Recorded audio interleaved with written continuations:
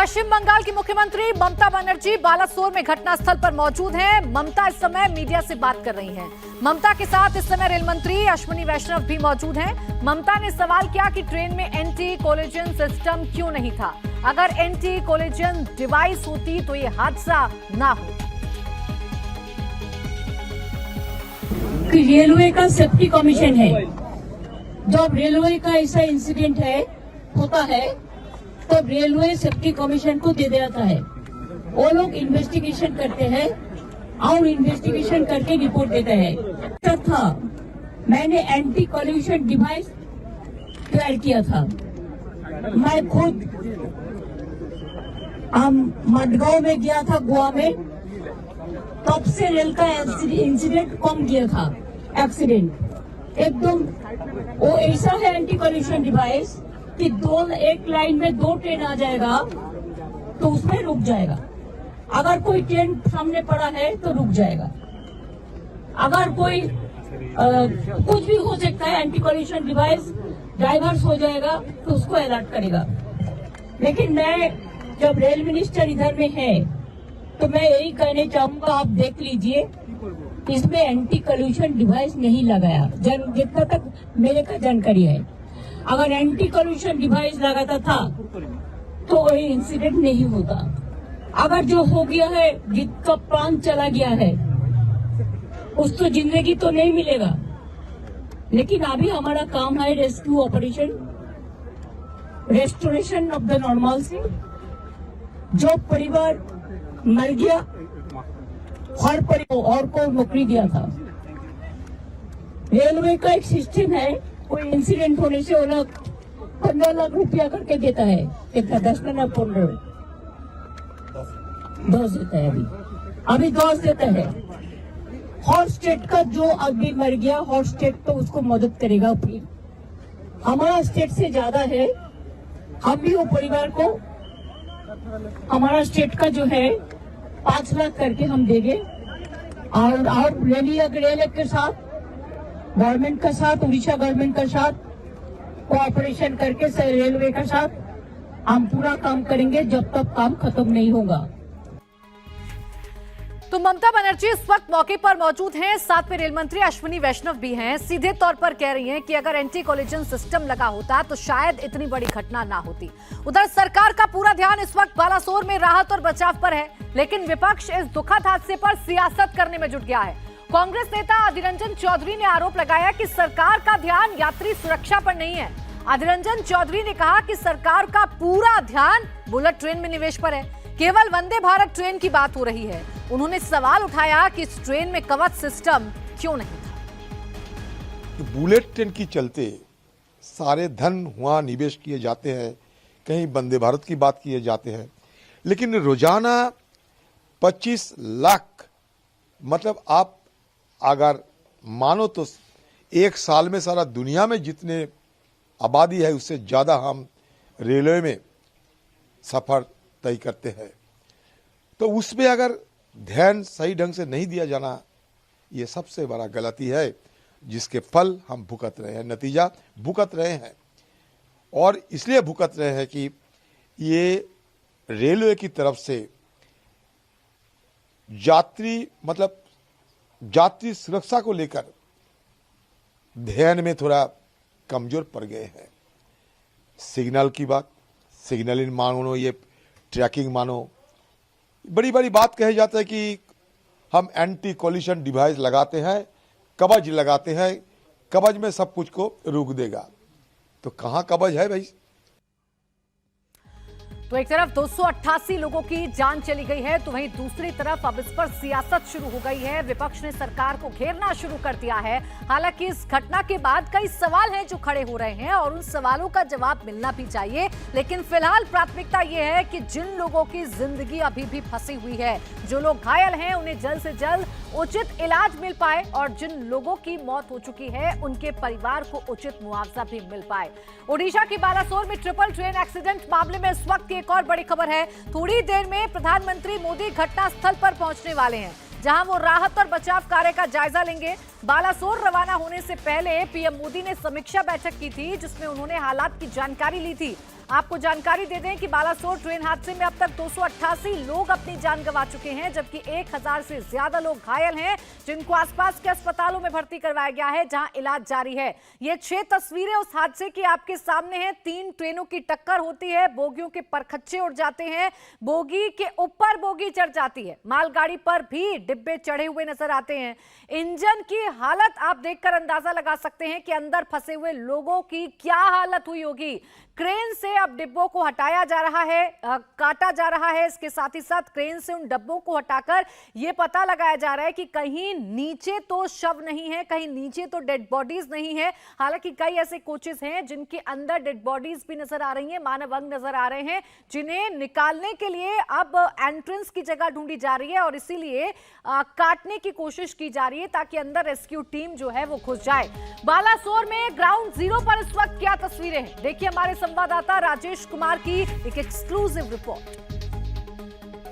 कई घंटों से ये रेस्क्यू ऑपरेशन चल रहा है और अगले कई घंटों तक ये रेस्क्यू ऑपरेशन चलने वाला है। ये 3 टियर कोच था और ये पूरी तरीके से इधर झुका है। टकराव के बाद जो है ये सब अपनी जगह से हिल गया है क्या ये? हाँ जी, पुराना है, वो नया वाला जिसको दो ये धक्का देके इधर आ गया। तो मैं कह सकता हूं कि ये उस तरफ थोड़ा उस तरफ होगा ये, और वहां से जब धक्का लगा है तो उधर से जो रेल की पटरी है वो भी अपने जगह से शिफ्ट कर गई, जो पुरानी पटरी थी। पहिया जो है वो जो पत्थर रहते हैं उसको तोड़ के अंदर चला गया। मैं कैमरामैन से कहूंगा कि वो दिखाएं यहाँ पर आके, अरुण देवरकर आपको दिखाएंगे कि इस कोच का पहिया जमीन के अंदर चला गया है। इस कोच का पहिया जमीन के अंदर चला गया इसके अंदर बहुत से आवाज आया ना, बहुत दूर से। आप लोग यहीं पे रहने वाले हैं? हाँ, इधर है, थोड़ा दूर है। कितने देर में पहुंच गए यहाँ पे? हमें 7 7:30 बजे, 7-7:30 बजे पहुंचे। 8 बजे। तो क्या देखे यहाँ पर?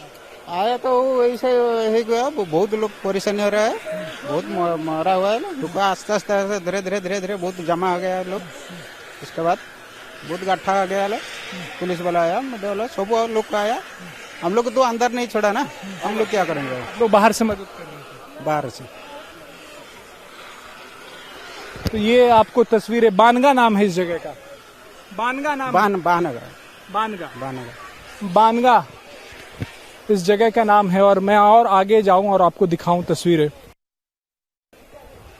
भीषण गर्मी पड़ रही है, ऐसे में जो डेड बॉडीज अंदर हैं, जो शव अंदर हैं या जिन्हें निकाला गया है, उनसे स्मेल आना शुरू हो गई है और वो खराब होना जो है वो शुरू हो गए हैं इस वक्त यहाँ पर। ये तस्वीर यहाँ पे देखिए, ये यहाँ पर इस रेलवे ट्रैक पे बता रहा है कि क्यों 250 से ज्यादा लोगों की जान जो है वो इस हादसे में गई है। कई कोचेज एक दूसरे के ऊपर जो हैं वो पड़े हुए हैं और इसी वजह से अब एक्सीडेंट को कई घंटे हो चुके हैं, उसके बावजूद भी रेस्क्यू ऑपरेशन चल रहा है। कड़ी मशक्कत 14 घंटे बाद जब इसको काट के हटाया गया है, तब जो है अभी भी शव जो है वो निकाले जा रहे हैं। कोरोमंडल एक्सप्रेस और ये जो मालगाड़ी है, दोनों एक दूसरे में ऐसे इंटेंगल्ड हैं, ऐसे उनके कोचेस आपस में लिपट गए हैं। ऐसा लग रहा है जैसे कोई रस्सी लिपटी हुई है। और देखिए अंदर लोग फंसे हुए, उन्हें मौका भी नहीं मिला होगा रिएक्ट करने का। जो अंदर एक शव पड़ा है, उसके पैर जो है वो हम देख सकते हैं, तो उन्हें मौका भी नहीं मिला होगा कि वो रिएक्ट भी कर पाए, क्योंकि बहुत कम समय में ये बहुत भीषण रेलवे दुर्घटना जो है वो हुई। कल शाम को 6:55 पर ये हादसा रिपोर्ट हुआ है। उसके बाद से लेकर कई घंटे गुजर चुके हैं और अभी भी शव जो हैं वो निकाले जा रहे हैं और रेल अधिकारी बता रहे हैं कि अभी काफी शव जो हैं वो अंदर फंसे हुए हैं, निकालने में काफी शव अभी फंसे हुए हैं। हाँ, अभी तो काफी सब फंसे हुए हैं। ये एक एक करके निकाल रहे हैं। जी जी जी। तो ये देखिए शव जो है वो ले जाया जा रहा है यहाँ पे। एनडीआरएफ के लोगों से बात कर ले तो उनसे, वो लोग जो पिछले शाम से जो मेहनत कर रहे हैं और उसके बाद भी शव नहीं निकाला जा पाया है, तो उसकी कहानी वो बयां कर देंगे। तो चारों तरफ जो है, इस तरफ यहाँ पर अफरा तफरी का माहौल है, लोग जो हैं वो यहाँ पर पहुँचे हुए हैं। तो देखिए ये पूरा का पूरा कोच जो है वो मालगाड़ी के ऊपर चढ़ा है, नीचे वो आपको मालगाड़ी नजर आएगी, ऊपर वो कोच जो है वो चढ़ा हुआ नजर आएगा। इससे स्पीड का कोरोमंडल एक्सप्रेस की स्पीड से जा रही थी और एक्सीडेंट जो हुआ है, जो दुर्घटना हुई है, उसकी भयावहता, उसका आप समझ सकते हैं कि कितना भीषण है। और ये कोचेस देख लीजिए, नस्तानाबूद हो गया है। तो आप समझ सकते हैं कि इन कोचेज में जो यात्री सफर कर रहे होंगे, इन कोचेज में जो यात्री सो रहे होंगे, इन कोचेज में जो यात्री ये समझ के बैठे थे कि वो अपने गंतव्य तक जाएंगे, उनका क्या हाल हुआ होगा। तो ये वो सवाल हैं जो इन तस्वीरों को देखकर खड़े होते हैं कि इन कोचेस के अंदर आप तस्वीरें देख नहीं पा रहे होंगे, आप इन तस्वीरों को देखकर आप अंदर तक हिल रहे होंगे, आपकी रूह कांप रही होगी कि आखिर ये कैसे पूरी घटना हो गई। आप अंदाजा लगाइए उन लोगों का जो इन ट्रेन में सफर कर रहे यात्री होंगे। जैसे ही जानकारी मिली कि ट्रेन का एक्सीडेंट हो गया है, जैसे ही जानकारी मिली कि ट्रेन डीरेल हो गई है, वैसे ही लोगों में अफरा तफरी मच गई। जो लोग अपनी जान बचा सकते थे, जिन्हें मौका मिला कि वो ट्रेन से बाहर निकले, वो बाहर निकल गए। जिनको मौका नहीं मिला वो अभी भी ट्रेन के नीचे दफन है। इस बीच ममता बनर्जी पहुंची हुई है मौके पर, क्या कह रही है सुनिए। एक 20 शताब्दी का सबसे बड़ा इंसिडेंट है। 1981 में और एक बड़ा इंसिडेंट हुआ था बिहार में। हमारा टाइम में भी माओइस्ट एक इंसिडेंट बनाया था, वो हम सीआईडी को दे दिया, आज तक कुछ फल नहीं मिला। बात यही है कि रेलवे का सेफ्टी कमीशन है। जब रेलवे का ऐसा इंसिडेंट होता है तब रेलवे सेफ्टी कमीशन को दे देता है। वो लोग इन्वेस्टिगेशन करते हैं और इन्वेस्टिगेशन करके रिपोर्ट देते हैं।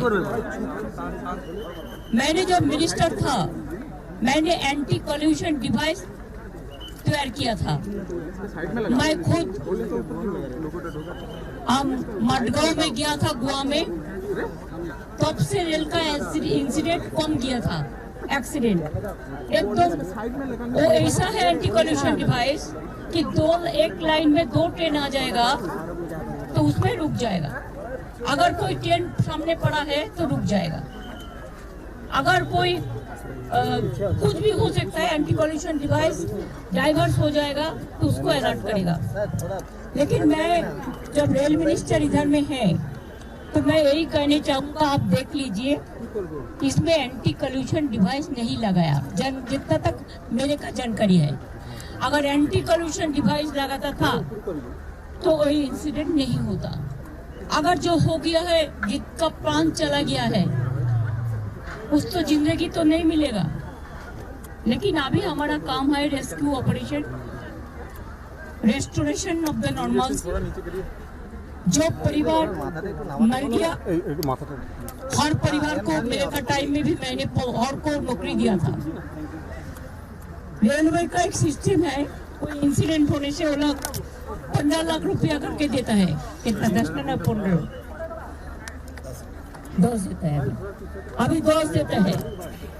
हर स्टेट का जो आदमी मर गया, हर स्टेट तो उसको मदद करेगा। फिर हमारा स्टेट से ज्यादा है, हम भी वो परिवार को, हमारा स्टेट का जो है 5 लाख करके हम देंगे। और रेलवे के साथ, गवर्नमेंट के साथ, उड़ीसा गवर्नमेंट के साथ कोऑपरेशन करके रेलवे के साथ हम पूरा काम करेंगे जब तक काम खत्म नहीं होगा। हमने भी 70 एम्बुलेंस आज भेजा, कल भी 40 भेजा था। हमारा 40 डॉक्टर इधर में चुका है, काम कर रहे हैं।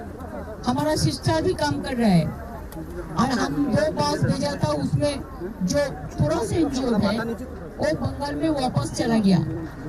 अब हम रेल को भी कहने चाहूंगी कि अगर दो कैसे जाएगा, अभी तो इसमें रास्ता क्लियर नहीं होने से नहीं होगा।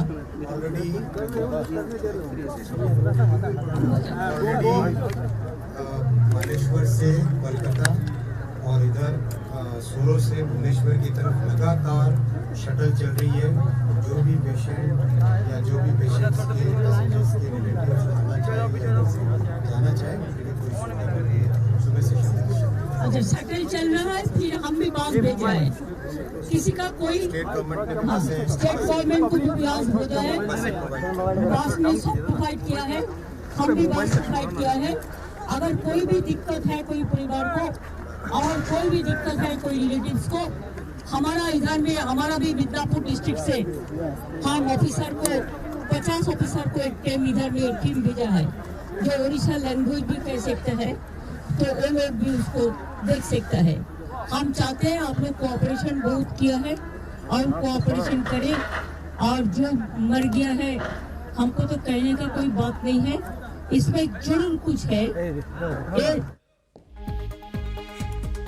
तो ममता बनर्जी को आपने सुना। ममता बनर्जी ये सीधे तौर पर कह रही हैं कि इस पूरे मामले की जांच होनी चाहिए। साथ ही साथ वो ये भी कह रही हैं कि चूंकि पश्चिम बंगाल के लोग इन रेलगाड़ियों में सवार थे, इसलिए पूरी तरीके से स्टेट गवर्नमेंट उन परिवारों के साथ है। अब ममता जिस कवच सिस्टम की बात कर रही हैं, वो कैसे काम करता है, हादसों को कैसे रोकता है, इसको लेकर रेल मंत्री ने एक ट्वीट किया था। आप वो देखिए।